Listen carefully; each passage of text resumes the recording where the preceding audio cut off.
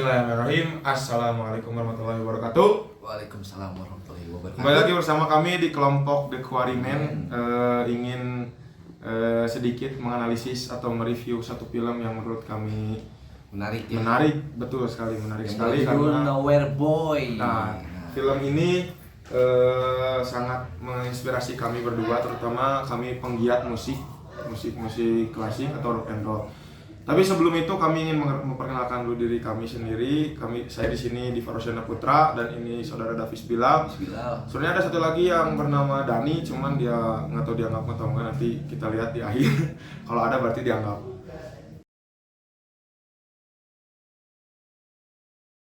Baik, kita nge-review film apa nih, Bis? Oh ya, disebutin namanya Nowhere Boy yaitu film yang menceritakan tentang kehidupan John Lennon di awal-awal sebelum membentuk The Beatles. betul sebelum terkenal. Dan sebelum The Beatlesnya itu The Quarrymen yang kami ambil untuk nama kelompok kami sendiri. Di sini di film ini menceritakan John Lennon semasa di SMA ya, senior high school, ketika dia sekolah di daerah Liverpool ya, Liverpool Inggris terutama di Quarry Bank. Oke. Sekaligus Liverpool itu tempat kelahiran si John Lennon ini ya. So, agar tidak nyangkolong kena waktu, kita enjoy aja ya, relax aja sambil ngobrol. Di sini reviewnya apa kamu lihat-lihat, maaf itu ada iklan menjengkelkan. Film Nowhere Boy ini menceritakan secara garis besar ya, menceritakan di masa di mana John Lennon ketika masih sekolah SMA, dia dulu menjadi anak yang teladan, tapi sih tadi di film sudah kami nonton sendiri. Sebelum dia menjadi rock and roll star atau menjadi musisi besar dunia, dia dulu sebagai anak yang rajin dan bisa dibilang akademis ya, bisa. Akademis. Di filmnya dia sangat rajin sekolah, dia sangat pintar dan dia sangat taat terhadap aturan. Cuman John Lennon ini memiliki riwayat atau latar belakang keluarga yang kacau lah ya. Bisa dibilang broken home ya. Karena apa yang tadi sudah kita karena beliau ini atau dia ini sejak kecil sudah ditinggalkan oleh ayahnya, tapi bukan ditinggalkan meninggal ya, tapi ditinggalkan tuh kayak ditelantarkan. Ya, ditelantarkan oleh ayah. Ayahnya. Ayahnya itu kabur ke New Zealand. Ke New Zealand ya ada. Lalu dia diasuh oleh ibunya, tapi ibunya juga kan udah punya. Ya, ibunya juga mempunyai keluarga baru, sehingga John Lennon ini diadopsi atau diasuh oleh bibinya yang bernama Mimi. Ya. John Lennon ini lahir di keluarga yang bisa dibilang menengah ke atas ya dalam ekonominya. Karena kalau tidak salah ayahnya itu adalah seorang militer Inggris. Jadi dia ditinggal karena keperluan atau tugas militer. Ada apa? Mohon maaf. Oke, maaf tadi ada gangguan teknis. Jadi John Lennon ini sejak usia berapa pokoknya masih kecil ya? Masih kecil. 5 tahunan. 5 tahun ditinggal oleh seorang ayah, lalu diadopsi oleh seorang bibi yang bernama Mimi. Lalu dia dibawa ke daerah Liverpool untuk tinggal bersama bibinya. Lalu John Lennon ini tumbuh besar, hidup bersama bibinya selama 15 tahun ya. 15 tahun bersama bibinya. Namun yang uniknya di sini rumah ibu kandungnya pun tidak jauh dari rumah bibinya. Jadi John Lennon bisa bersilaturahim atau bisa berkunjung pada ibu kandungnya di jajaran rumah bibinya. Yang jadi trouble-nya itu ayah tirinya yang tidak menerimanya ya. Yang menjadi permasalahan di sini adalah ayah baru dari John Lennon atau suami baru dari ibunya kandungnya kurang menerima keberadaan John Lennon di rumah ibu kandungnya. Dari itu John Lennon ini tinggal bersama bibinya. Dari yang asalnya John Lennon itu dari akademis dan tingkah lakunya sangat teladan sekali. Padahal menginjak usia 17 tahun ke atas dia mulai berpikir gitu Ya. ya, kenapa dia sama bibinya. Usia 17 tahun dia mulai sadar ada apa dalam keluarganya, dia mulai paham dengan keluarganya, dia mulai mengerti keadaan psikis keluarganya atau permasalahan keluarganya. Nah, di usia kurang lebih 16-17 tahun itu John Lennon mulai mencari tahu dan sadar akan keberadaan dirinya di keluarganya tersebut. Apa masalah yang terjadi di keluarganya? John Lennon ini mencari tahu sampai sedalam-dalamnya lah ya. Yang membuat dirinya itu agak-agak tidak menerima Nah, kenyataan tidak gitu ya. menerima kenyataan. Yang membuat yang tadinya teladan menjadi agak selengean gitu. Nah, karena John Lennon ini juga menyukai musik, menyukai seni musik, terutama musik rock and roll. Dia sangat mengidolakan sosok Elvis Presley. rock and roll dunia, yaitu Elvis Presley. Elvis Presley menjadi idola John Lennon, sehingga John Lennon ingin menjadi Elvis Presley, atau bahkan dia memiliki impian melebihi dari sosok Elvis Presley. Waktu berjalan, John Lennon memiliki karakteristik atau sifat yang rasa ingin tahunya sangat kuat. Yang itu tadi, dia mencari tahu masalah keluarganya apa. Akhirnya dia dapat mencari tahu dan menemukan masalahnya di mana. Lalu dia pun dapat memecahkan masalah tersebut dengan menyatukan kembali hubungan komunikasi dengan baik antara Bibi dengan ibu kandungnya ya dari ya. Selain dari rasa penasaran keluarga yang sampai dicari tahu, dia juga dalam bermusiknya juga kan sampai mencari-cari. Nah, dalam seni musik dia pun mencari jati diri di seni musik tersebut. Bisa kita ambil ya, Saudara Davis tadi yang tadi kita lihat dan yang tadi kita bahas, bahwa John Lennon ini memiliki kedekatan antara dua orang atau dua sosok perempuan yang sangat berpengaruh dalam emosional dan psikologi John Lennon tersebut, yaitu Bibi dan ibu kandungnya ya. Dan teman-temannya juga. Teman-temannya juga. Dan saya teringat di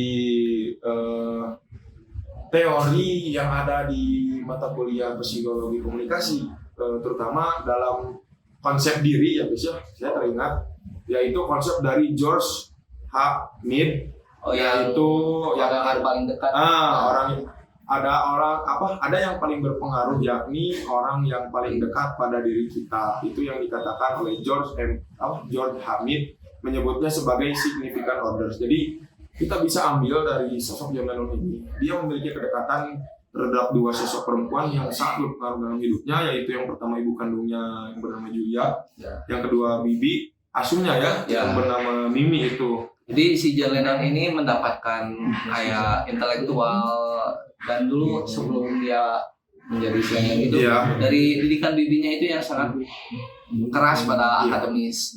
Lalu saat mulai mendekati ibunya kan suka musik gitu. Iya, ibu kandungnya berbalik 180 derajat dengan Mimi ini. Kalau Mimi ini yaitu pendekatan kepada John Lennonnya yang berpengaruh pada kehidupan John Lennon itu di segi atau di bagian akademis lah ya, seperti sekolahnya, pelajarannya, terus kedisiplinannya. Dan kalau ibu kandung dari John Lennon sendiri lebih itu ke musik. Lebih ke musik dan lebih ke rock and roll, jadi sangat berbalik 180 derajat. Mengajarkan banjo ya, gitar, lalu mengenalkan kunci-kunci atau chord pada kita. Itu yang diajarkan oleh ibu kandungnya dari John Lennon. Dan dua sosok ini sangat berpengaruh ya. Sangat berpengaruh karena dilihat dari karirnya John Lennon, dia itu sangat puitis dalam menulis lirik lagu. Itu pasti karena dorongan dari bibinya itu akademis, jadi dia jago menulis dan berpikir dengan baik, dan lalu dia dapat menggabungkan konsep akademis tersebut dengan kreativitas dalam seni musik dari ibu kandungnya ya, dari ibu Julianya itu. Jadi dua orang ini sangat berpengaruh bagi kehidupan John Lennon dan karir John Lennon. Ada juga yang paling berpengaruh juga, yaitu teman-temannya. Betul sekali, lingkungan teman pada lingkungan John Lennon itu sangat berpengaruh, terutama dalam apa ya, karir bermusik seperti siapa? Paul McCartney, George Harrison, apalagi Paul McCartney ya. Waktu ibunya John Lennon meninggal itu kan dia kayak mendukung secara moral gitu. Karena Paul McCartney juga kan ditinggal itu juga oleh ibunya. Iya, betul sekali.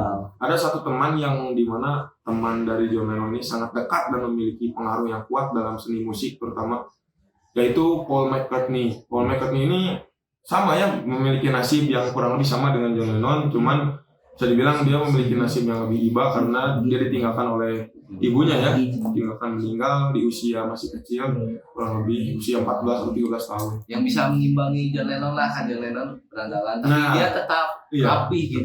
Tapi satu selera musik yang dia bakal jadi cikal bakal basisnya The Beatles. Betul. Dan di film ini juga Paul McCartney ini tidak langsung bergabung dalam grup ya, tidak langsung dalam grup band The Quarrymen ini, soalnya pentas pertama di film ini yang menjadi panggung pertama untuk John Lennon menampilkan bakatnya dalam musik, yaitu di Pesta Musim Panas. Dan di Pesta Musim Panas tersebut belum ada Paul McCartney ya, dia masih jadi penonton. Paul McCartney masih menjadi penonton, dan lalu dia memiliki ketertarikan untuk bergabung pada grup band tersebut ya. Dan akhirnya setelah penampilan band pada acara Musim Panas tersebut, Paul McCartney bergabung dengan grup band The Quarrymen ini ya, bersama John Lennon, dan menciptakan lagu-lagu baru untuk ditampilkan di acara selanjutnya. Cikal bakal The Beatles. Lalu yang bisa kita ambil, si John Lennon ini selain mempunyai sikap yang kepo, dia juga mempunyai sikap optimis yang sangat tinggi, rasa percaya dirinya itu loh. Yang harus kita tiru juga ya dari John Lennon ini adalah dia memiliki sifat atau karakter yang optimis, tidak pantang menyerah, dan rasa ingin tahu yang besar. Jadi dia menemukan lagu-lagu dan menciptakan lagu-lagu, lalu dia dengan percaya dirinya menampilkan dan akhirnya mendapatkan feedback yang baik dari penonton dan pendengar. Walaupun dia itu kan secara latar belakang keluarganya kacau ya, skill pun gitar pas-pasan, cuma dia mau berusaha dan dia ingin belajar. Dan bisa kita ambil juga dari sosok John Lennon ini, yaitu salah satunya tadi yaitu optimis dan percaya diri ya, itu menjadi nilai positif bagi kita untuk diambil dari sosok John Lennon ini. Lalu dia memiliki semangat yang tinggi dalam membentuk bandnya itu. Betul. Dan membuat karya-karya barunya, sehingga kita bisa kenal sekarang yaitu band yang terkenal dan sangat terkenal dan menjadi kiblat dari band-band rock and roll yang ada di Indonesia, yaitu The Beatles. Dunia bahkan ya. Bahkan dunia bisa dibilang ya. Salah satu sikap lain dari John Lennon yaitu bersifat terbuka, yaitu berani mengungkapkan diri. Betul. Jadi dia itu kan sebagai leader ya. Dia sebagai leader. Dia itu berani mengungkapkan apa yang dia gak suka. Betul. Suka. Jadi dia itu kalau memiliki rasa tidak suka dan suka terhadap seorang, dia ungkapkan langsung dan memiliki sifat terbuka gitu, meskipun ya emang mungkin feedbacknya tidak baik, tapi daripada kayak di kampung-kampung kita ya ngomongin di belakang kan itu nggak baik ya. Tidak baik. Iya betul. Lebih baik ke orangnya langsung introspeksi. Nah dia yang dikasih tahu pun introspeksi dan memperbaiki dirinya. Dan John Lennon ini memiliki konsep diri yaitu berpikir kreatif. Kreatif betul sekali. Dari karya-karyanya kita sangat kreatif John Lennon ini. Lebih dari kontroversinya ya itu mah urusan masing-masing. Ya itu. Cuma kalau kita lihat sisi positifnya yaitu berpikir kreatifnya. Sangat kreatif. Dia sangat kreatif menciptakan lagu-lagu, menciptakan aransemen yang enak didengar, dan bahkan bisa dibilang menjadi kiblat rock and roll. Kiblat rock and roll dunia. Dan John Lennon ini memiliki problem solving yang sangat baik ya, bisa dibilang sangat baik menurut kami. Bijaksana lah. Nah, soalnya dia dapat memecahkan masalah dua keluarga, masalah keluarga ya, bisa dibilang masalah keluarga yang sangat krusial. Dia bisa memecahkan masalah tersebut dengan ya meskipun sedikit arogan, tapi dia memiliki cara-cara sendiri yang memecahkan masalah tersebut selesai dan tuntas gitu. Yang sebelum ibunya meninggal juga kan sudah berdamai dengan ibunya itu kan. Dan ya sangat disayangkan, sangat sedih. John Lennon ini ditinggal oleh ibunya setelah beberapa minggu masalah tersebut terselesaikan, masalah keluarga ini terselesaikan. Dia ditinggal oleh ibunya dan dia menciptakan lagu baru ya tentang Mother ya. Mother. Dalam ini si John Lennon tuh kayak berproses gitu kan dalam pemecahan masalah. Iya. Yaitu terjadinya peristiwa yang membuat masalah itu apa. Betul. Menggali memori. Dia menganalisis dari mana nih masalah tersebut bisa terjadi. Dia lalu menggali memori ketika dulu masa lalunya ketika dia masih kecil. Dia mengingat-ingat kembali di mana letak permasalahan yang terjadi. Terus memahami situasi, mencari jawaban juga. Nah, langsung mencoba seluruh kemungkinan. Jadi dicoba segala yang bisa. Dia itu kayak menunjukkan kalau dia itu bisa jadi musisi yang terkenal. Betul. Dia bisa menjadi sosok yang bisa dikagumi oleh banyak orang. Betul. Sangat bisa kita contoh ya. Dari sosok John Lennon ini memiliki terlepas dari sisi negatif. Ya banyak. Ya yang namanya manusia ya, yang namanya manusia pasti ada negatif dan positif. Tapi kita belajar mengambil sisi positifnya dari sosok John Lennon ini, terutama dalam psikologinya. Nah, dari problem solvingnya John Lennon ini ada faktor-faktor yang mempengaruhi nih. Gitu ya. Yaitu motivasi, kepercayaan diri, lalu kebiasaan dan emosi. Jadi bagaimana kita mengontrolnya? Nah, jadi bisa dibilang ketika dia memecahkan masalah ini, dia memiliki faktor-faktor yang berpengaruh ya dalam memecahkan masalah. Yang pertama itu motivasi. Dia memiliki motivasi bahwa saya harus bisa memecahkan masalah ini. Apalagi masalah keluarga gitu ya. Sehingga dia memiliki ketika dia memiliki motivasi untuk memecahkan masalah, dia akan bersemangat dan berpikir jernih dalam menyelesaikan masalah tersebut. Lalu dia memiliki kepercayaan diri, terutama kepercayaan pada dirinya sendiri bahwa dia bisa memecahkan masalah yang besar dan memiliki sikap yang bisa dibilang bisa dibilang bijaksana, mungkinnya bisa dewasa, memiliki sikap yang dewasa untuk memecahkan masalah. Kadang dia juga susah untuk mengontrol emosi, cuman kebanyakan dia bisa mengontrol emosi, terutama dalam menghadapi masalah-masalah seperti ketika momen ini ketika dia ditinggal oleh ibunya. Tadi di film ada ketika ibu Julia atau ibu kandungnya meninggal, dia siapa yang tidak emosi lah ya, siapa yang tidak sedih ditinggal oleh sosok ibu kandung apalagi ya. Tapi dia bisa memecahkan dan dia bisa mengontrol emosi tersebut. Nah, itu juga tidak lupa dengan bantuan orang-orang terdekat kita yang bisa mensupport kita secara moral. Itu balik lagi ke tadi yang dikatakan John Hamid. Nah, itu faktor-faktor orang terdekat itu sangat berpengaruh. Itu. Lalu tadi yang sudah kita lihat ya di film bahwa menurut saya film ini sangat memiliki banyak pelajaran terutama David kan seorang ini ya penggiat musik, terutama apalagi David sendiri ya, kita berdua menyukai musik dan bergenre yang sama ya, kita menyukai rock and roll juga. Kita bisa ambil bahwa rock and roll itu jadi kayak yang dikutip tadi dari film tadi ada yang dikutip Paul McCartney. Ya kalau itu hanya musik saja, bukan dari kepada tingkah laku, slengan yang gitunya mah itu mah kembali kepada masing-masing lah. Itu tidak mengaruh, musik itu musiknya musik aja. Iya. Bahkan David sendiri kan mengidolakan kami berdua mengidolakan atau menyukai band The Beatles sendiri ya, karena memiliki sejarah yang luar biasa. Juga musiknya positif. Positif. Dan juga sangat menginspirasi banyak band besar dan ternama di dunia ya. Itu mungkin itu yang bisa kami review ya sedikit ya, yang bisa kita ambil dari nilai-nilai psikis atau psikis yang tadi kita sebutkan juga dalam perbincangan tadi, bahwa kita harus memiliki semangat dan motivasi dalam problem solving, terutama kita sebagai makhluk hidup tidak lepas dari masalah, kita harus memiliki motivasi ya terutama, dan percaya diri juga. Dan juga kita bisa ambil pelajaran bahwa orang-orang terdekat itu ternyata sangat berpengaruh dalam kehidupan Kita tidak bisa hidup sendirian betul. karena kita makhluk sosial. Nah itu. Sekian review film dari kami dari film Nowhere Boy ya. Nowhere Boy ini. Ada kelanjutannya sebenarnya film ini apa? The Quarrymen kalau nggak salah atau The Black Beat. The Black Beat ya. Perjalanan John Lennon menuju band terbentuknya band The Beatles ini. Dan di akhir film ini John Lennon menciptakan satu lagu yang berjudul Inspire of the Day. Itu lagu pertamanya The Beatles. Lagu pertama The Beatles dalam rilis. Dalam rekamannya juga itu hasil patungan gitu ya. Patungan. Itu menandakan bahwa kita itu harus kerja keras dan bekerja sama dengan makhluk lain itu teman-teman.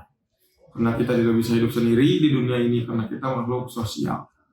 Dan di akhir film tadi ada ngegantung ya soalnya John Lennon karena itu kan kelanjutan. Ada kelanjutan di film Black Beat bahwa yang tadi The Beatles merantau ke Jerman. Ke Jerman, di situ mulai band rock and roll terdiri atau The Beatles. Mulai naik panggung mulai bertahap gitu. Betul. Nanti untuk mungkin kita akan mereview film-film lainnya, terutama film The Black Beat ya karena lanjutan dari film Nowhere Boy ini. Mungkin sekian dulu dari review film kami. Itu tadi ada poin-poin yang bisa kita ambil dari film Nowhere Boy ini, terutama dari tokoh utama yaitu John Lennon sendiri ya bisa. Bismillahirrahmanirrahim. Assalamualaikum warahmatullahi wabarakatuh.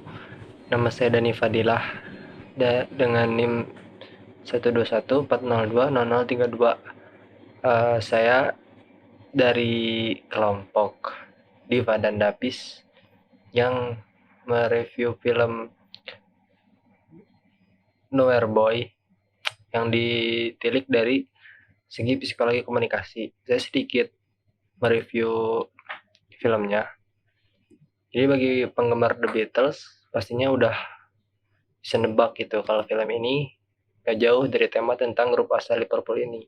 Karena judulnya mirip dengan salah satu lagu mereka dari album Rubber Soul, yaitu Nowhere Man. Tapi jangan salah, di film ini sama sekali gak disebutin kalau kata The Beatles sekalipun. Nah, Nowhere Boy ini berkisah tentang masa muda John Lennon sebelum ia bahkan mengenal kemampuan bermusiknya hingga keputusannya untuk manggung di Hamburg, Jerman. Cerita diawali dengan hubungan kedekatan John Lennon dengan sang paman, yaitu George. Keakraban itu cuma tergambar karena sang paman kesayangannya keburu meninggal dunia karena serangan jantung. Nah, maka John Lennon akhirnya tinggal berdua dengan sang bibi atau Aunt Mimi. Hubungan John dengan Aunt Mimi itu gak sedekat hubungannya dengan paman George. Mimi itu cenderung tertutup dan dingin, berbeda dengan Julia, ibu kandungnya yang ditemuinya kemudian. Kalau Julia itu sosok perempuan yang impulsif, ceria, sekaligus rapuh.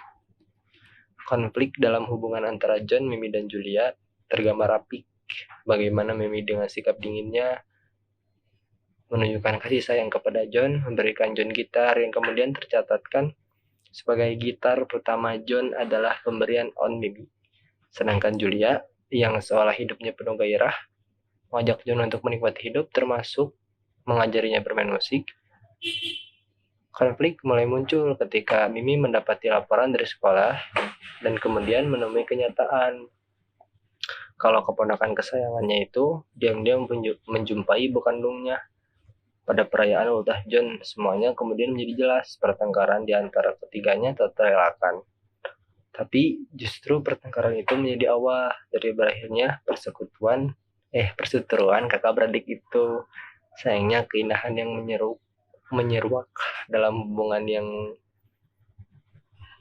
lebih baik di antara ketiganya pun diakhiri dengan cepat. Julia meninggal dunia dalam sebuah kecelakaan. Jadi peristiwa itu tuh ngelukain John, tapi dari situ ia membangun hubungan yang lebih baik dengan sang bibi. Selain soal hubungan pribadi John dengan keluarganya, itu juga menarik lagi adalah pengembaraan hubungan John dengan teman-teman di sekolah, dan kemudian membentuk band yang mereka namai The Quarrymen. John dengan gayanya yang seenaknya, keakraban yang menyenangkan dengan Beat Beast, pertemuan kocaknya dengan Paul McCartney, dan tentu saja kenakalannya dalam urusan dengan perempuan. Nah, kalau dilihat dari konsep diri dan problem solving, kan konsep diri itu pandangan dan perasaan kita tentang diri sendiri. Nah, jadi John itu bisa kontrol dirinya sendiri gitu,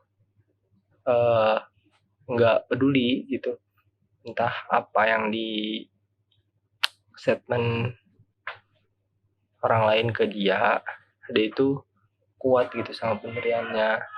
Karena kan komponen kognitif juga disebutnya citra diri atau self image.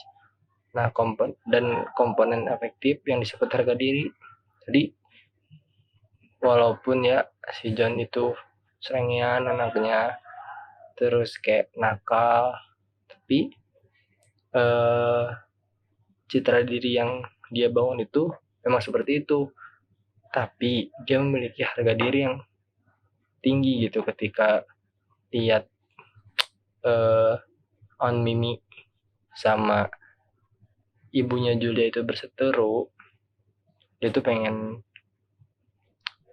perbaikin lah hubungan di antara mereka. Lalu kan ciri-cirinya itu ada percaya diri, positive thinking, dinamis, bersemangat, dan bersifat terbuka. Nah, John itu terkesan memiliki dari ciri-ciri konsep tersebut gitu. Ketika dia percaya diri untuk ajak teman-temannya jadi ngebangun quarryman, terus dia positive thinking dengan ya udahlah dijalanin gitu, apa yang nimpa hidupnya, dia nggak nganggap kalau semuanya itu bakal berakhir gitu. Kan ada 5 tahap proses pemecahan masalah tuh. Pertama, terjadinya peristiwa yang membuat masalah, terus menggali memori kita untuk mengetahui cara-cara yang efektif berdasarkan pengalaman masa lalu, dan seterusnya. Nah, atas hal-hal yang mendasari peristiwa John itu yang menjadikan dirinya sampai saat ini dikenal lah gitu di dunia. Dia pun punya masa-masa kelam yang ya ditinggal bibinya, lalu ditinggal ibunya dulu, ditinggal pamannya dulu, lalu ditinggal Julia ibunya gitu. Mungkin sekian yang bisa saya tambahkan, kurang lebihnya saya mohon maaf. Terima kasih atas perhatiannya. Wassalamualaikum warahmatullahi wabarakatuh. Mungkin sekian dari kami. Mohon maaf bila ada kekurangan dan kesalahan, karena kesalahan datang dari diri kami pribadi dan kebenaran hanya milik Allah Subhanahu wa Ta'ala. Sekian dari kami. Mohon maaf bila ada kesalahan. Assalamualaikum warahmatullahi wabarakatuh. Sampai ketemu lagi. Oke, mantap. Itu direkam gak anjing si banteng paling centang.